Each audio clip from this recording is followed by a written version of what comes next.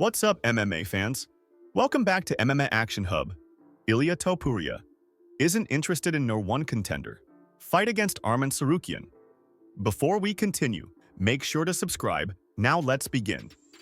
LLIA Topuria, the reigning featherweight champion, has made it clear that he's not interested in fighting for the #1 contender spot in the lightweight division.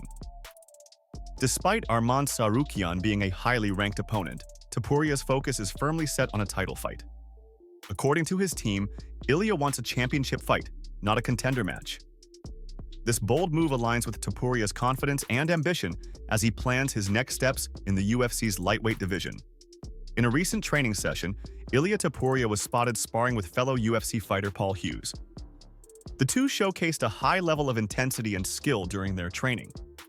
Topuria, known for his aggressive fighting style, continues to refine his striking and grappling techniques as he prepares for his move up to lightweight.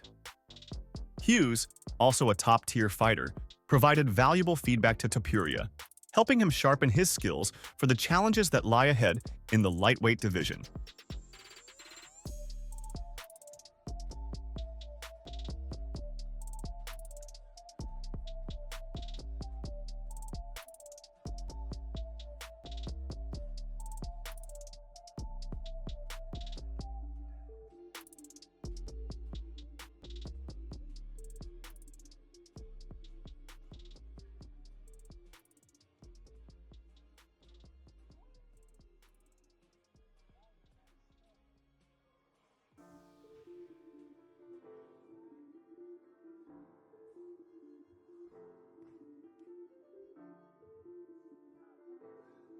DUSTIN PORIER, one of the most respected veterans in the UFC, has weighed in on LLIA Topuria's move to lightweight, stating that Topuria has already proven himself worthy of a title shot against Islam Makhachev. Poirier praised Topuria's knockout power and fighting IQ, saying he believes the Georgian-Spanish fighter is more than ready to challenge Makhachev for the lightweight title. With Topuria's recent string of impressive victories, many in the UFC community agree that he has earned the opportunity. There was a lot of big news that Dana White kind of dropped on Wednesday. The biggest one is that LLIA Topuria is vacating the featherweight title to move up to lightweight. I know you're on this Legends Only tour right now, but a lot of people seem to want to see that fight. I'm not asking if you would take that fight, but just what do you make of LLIA just vacating the belt and now moving to your division? I mean, it's respectful. It's honorable to vacate the belt, to not hold up the division where guys have been working so hard to get their shot at the title. He's doing it the right way, you know. And I've never seen him in person, but if he can make one, you know, everybody says he's heavy, he walks around heavy, but if he can make 145, I don't know how big he is, because some of these lightweights are huge. And then they booked that fight against Volkanaski and Lopes for the vacant title. They haven't announced LLIA's next fight. Obviously, he wants to fight Islam. Islam's team seems to want him to maybe take a fight against a contender to prove he's a lightweight, so doesn't look like he's just beating up an undersized featherweight again. But do you think LLIA deserves the first shot at the title, or should he have to go through someone like an Arman or a Charles or someone like you or Gaethje or someone like that? That's tough to say, especially like with all the contenders, how the lightweight division's been over the last few years. But with a guy like him, vacating the belt and moving up, finishing Max Holloway the way he did, like I would give him a crack at the lightweight title right off the bat. PADDY Pimblett, known for his outspoken nature, has expressed skepticism about LLIA Topuria's decision to move up to the lightweight division. Pimblett argued that Topuria, who stands at 5'7" and weighs in at 145 pounds, may struggle against the bigger, more powerful athletes in the 155-pound category. He called it the biggest downfall of his career, suggesting that Topuria may face challenges adapting to a new weight class. However, Pimblett acknowledged Topuria's skills and hinted at the possibility of a future showdown between the two. I can't see him getting a title shot straight away. I think he's going to have to fight like a Poirier, Arman, a Charles, if he wants to get a title shot. I was going to mention LLIA Topuria, who moved up to the weight. Is that a fight that you would love to have? That's a fight I want. I want that fight. That's another one just to prove everyone wrong. You know what I mean? He's a midget lad. He's not a lightweight. He shouldn't be fighting at lightweight. He should have stuck at featherweight. And it's gonna be the downfall of his career. No, I'd just fight him anyway. I don't care. It doesn't have to be a title fight. I just want to fight him. I want to prove a lot of people wrong by mufti, you know. I think he thinks he's better than he is. He's just trying to be a carbon copy of McGregor. He's got as much fucking charisma as a tackle. It's mad, lad. Like, he's got the same tattoo as McGregor on his chest, same one on his back. Stop trying to be Conor, lad. No one's Conor. Just be yourself, you little tit. And you think it's a big mistake in moving up? Yeah, big mistake. But I think he knew that in a rematch with Volk, fighting Volk when he hadn't been knocked out 12 weeks earlier with a naughty head kick, I think he knew Volk would give him a very tough test. Saying he cemented his legacy at the weight, like, it's a load of bullshit. Beat Volk again, beat Lopez, beat Evloev, then you cleared the division out, yeah, then move up. Champions are too quick to want to move up now and not defend the belt and go up to the weight above. You should have to defend your belt at least 3 times if you want to move up. In the lightweight division, Diego Lopes, another talented featherweight, recently spoke about how much he learned from training with UFC champion Alexander Volkanovski.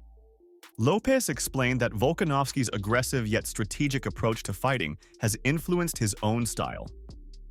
He went on to say that LLIA Topuria shares a similar fighting style. Both are aggressive, forward-moving fighters with knockout power. Lopes sees a lot of himself in Topuria's approach and is excited to see how the rising star will fare. The fight that he lost against Islam, the second fight where he was knocked out, there's not much to learn. It was a very quick fight. But from the Topuria fight, did you learn anything from that fight as to how to beat him? Con la pelea de Islam, obviamente fue muy rápida y no hubo mucha oportunidad de aprender esta pelea. Pero contra la pelea de Topuria, ¿tú qué aprendiste de esa pelea de tu oponente Volkanovski? I learned so much because this is the interesting fight, right? LLIA is maybe the similar style is the similar style for me. I'm so aggressive for the front, LLIA same, but the different for this fight. I'm long and I'm a tall guy. Alex, I think it's how career in UFC. The only fight for this guy tall, right? Mm-hmm. I think it's different fight the Alex and the LLIA, but I like the fight in the close distance. I think it's a good fight, no?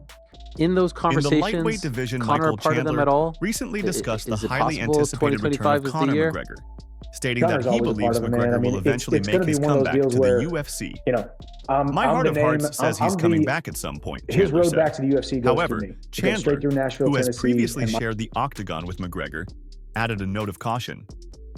But if I was a betting man, I wouldn't put money on it. McGregor has been out of action for quite some time, and while many fans hope to see him return, Chandler remains skeptical about the timing of that return. In those conversations, Conor a part of them at all? Is it possible 2025 is the year? Connor's always a part of it, man. I mean, it's going to be one of those deals where, you know, I'm the name. His road back to the UFC goes through me. It goes straight through Nashville, Tennessee, and Michael Chandler. We've got to finish the Ultimate Fighter 31. That is the UFC's sentiment. I think it's even his sentiment. We've tweeted a little bit back and forth here and there. He said, I'm a man of my word. Well, if you're a man of your word, then there's only one guy that you're going to fight when you come back to the UFC. The guy who had a contract with your name on it. The guy who signed on the dotted line and still to this day has never missed weight and never pulled out of a fight. So could be 2025. Could be this summer. Could be this fall, could be this winter, could be 2026. I don't know. All I know is, as you can see by the decisions that I'm making and the moves that I'm making, fought Charles Oliveira in November, and here we are just 3 months removed from that, and I'm in camp getting ready to fight PADDY Pimblett in April in Miami. In your heart of hearts, what are you feeling now these days? Does it ever happen? Heart of hearts is tough, man, because I think heart of hearts says that Conor is coming back at some point. But if I'm a betting man, if I'm using my brain, I wouldn't put money on it. But that's where I'm at today. Right now, obviously, I'm focused on a blonde dude from Liverpool. So I think my heart of hearts says I'm not. My heart of hearts says I'm not sure for sure.